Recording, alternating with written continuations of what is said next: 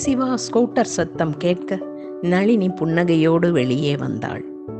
சிவா உள்ளே வர கையில் இருந்த பையில் இருந்து மல்லிகை பூவை எடுத்து அவளிடம் தந்தான். இப்போதெல்லாம் அவர்கள் வீட்டில் சந்தோஷம் மட்டுமே நிலைத்திருந்தது. ஏய், என்ன சொல்றான் என் பையன்? நளினி வயிற்றை தடவியபடி சிவா கேட்க, பொண்ணா இருந்தா சந்தோஷந்தாமா, எதுவா இருந்தாலும் நம்ம குழந்தை. ஆமாண்ணா, இந்த விஷயத்தை இதுவரைக்கும் யார்கிட்டையும் சொல்லலைண்ணா. வேண்டாம் வேண்டாம், நேற்று தானே டாக்டர் கன்ஃபார்ம் பண்ணாங்க. அடுத்த மாதம் தீபாவளி அன்னைக்கு எல்லாருக்கும் ஒரு சர்ப்ரைஸ் கொடுப்போம். ஓகேவா? ஓகே. அதுவரை பத்திரமா இரு, வேகமாக நடக்காத, வெயிட் தூக்காத, டெய்லி ஜூஸ் குடி.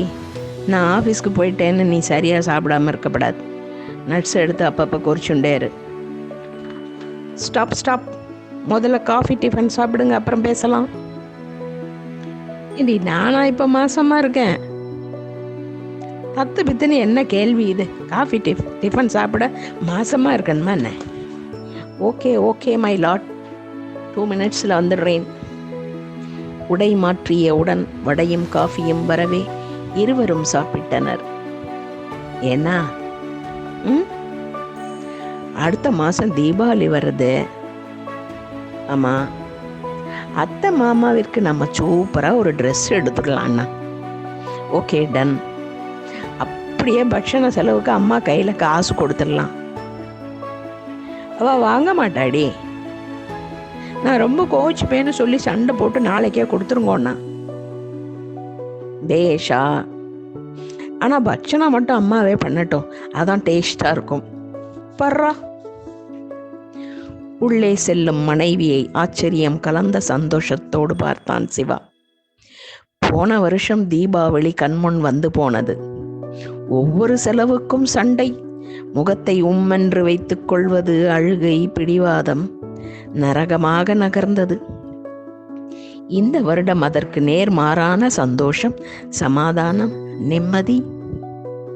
அப்பாவின் அனுபவ அறிவுரைகள் வாழ்க்கையையே தலைகீழாக மாற்றி போட்டதை நினைத்து பூரித்து போனான் சிவா.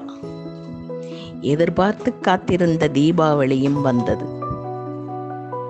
சாம்பு வீடு அமர்க்களப்பட்டது. ஊரார் கண்ணே சாம்பு வீட்டு மேல்தான். ஏய் ரமா, ரேணு, இன்னைக்காச்சும் குளிங்கோ 2 பேரும்.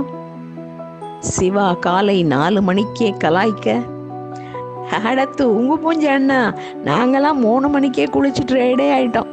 நீயும் மண்ணியும் தான் பாக்கி. அடா பாவீங்களா, ஏண்டி என்ன எழுப்பல? அம்மா தான் தூங்கட்டோன்னு விட்டுற சொன்னேன். ஏமா அந்த வானரங்களை ஜெயிக்க விட்ட? நான் தான் ஃபஸ்ட்டு குளிக்கணும்னு நினச்சேன். சிறு பையனாய் சிவா சினுங்க. போனா போகிறது விடுடா, இந்த 1 வருஷமாவது ஜெயிச்சுட்டு போகட்டும். சாம்பு சமாதானம் படுத்த, அம்மா வடை போட ஆரம்பிச்சுட்டா, வாசனை மூக்க தொலைக்கிறது, நான் போய் குளிச்சுட்டு வரேன். சிவா ஓட சாம்பு மன நிறைவோடு பிள்ளைகளை பார்த்தார். பகவானே, இந்த சந்தோஷம் எப்பவும் நீடிக்கணும் என்று மனதிற்குள் வேண்டிக் கொண்டார். எல்லோரும் வாசலில் வெடி மத்தாப்பு என்று அக்ரஹாத்தையே அதிர வைத்துக் கொண்டிருந்தனர். சாம்பு மனைவிக்கு கிச்சனில் உதவி செய்து கொண்டிருந்தார். ஒரு வழியாக தீபாவளி களை கட்டியது. மாலையானதும் மீண்டும் வெடி மத்தாப்பு என்று வீடு அமர்க்களப்பட்டது. சாவித்திரிக்கு மனம் நிறைந்து கண்களில் நீர் கட்டியது. பூஜை அறைக்கு சென்று விளக்கேற்றி சாமிக்கு நன்றி சொன்னாள். மணக்க மணக்க பிள்ளைகளுக்கும் மருமகன்கள் கணவருக்கும் சாப்பாடு போட்டுவிட்டு, நான் போய் சித்த படுக்கிறேன்னா, நீங்கள் எல்லாம் டிவி பார்த்துட்டு படுக்க போகிறதுக்கு முன்னால் என்ன எழுப்புங்கோ, பால் சூடு பண்ணி கொடுக்குறேன். சரிடி சாவி, நீ போய் படுத்துக்கோ, 10 மணிக்கு எழுப்புறேன்.